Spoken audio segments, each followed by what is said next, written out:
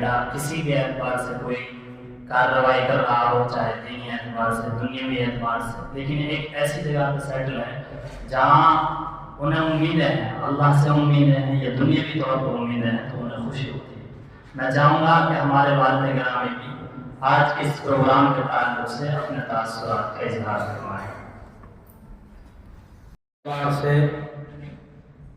اللہ تعالیٰ نے مجھے وہ انعام دیا ہے کہ جیسے میں نے سوچا تھا ویسے یہ اللہ کی تعریف بیان کرنے میں میرا بیٹا ہر وقت لگا ہوا ہے۔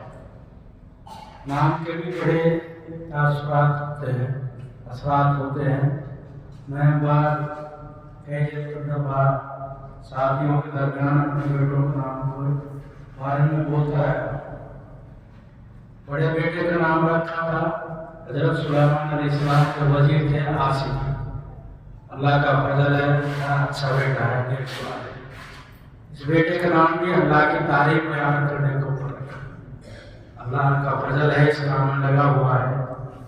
اور تیسرا بیٹا تسلیم، اس سے بھی میں بہت امید رکھتا ہوں، انشاءاللہ وہ کھڑا ہو جائے گا۔ اور چوتھا اکرام، ماشاءاللہ بڑا ادب احترام بڑا بیٹا ہے۔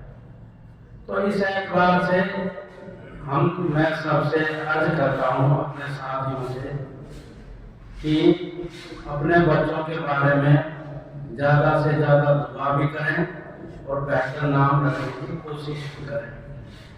اور میری یہ تمنا ہے اور میری یہ سوچ ہے کہ خصوصاً ہمارے میوات علاقے میں اور پورے عالم کے اندر ایسے ادارے قائم کیے جائیں جو مسلمان تو مسلمان، غیر ایمان والوں میں بھی اسلام پوری طور سے پھیل جائے۔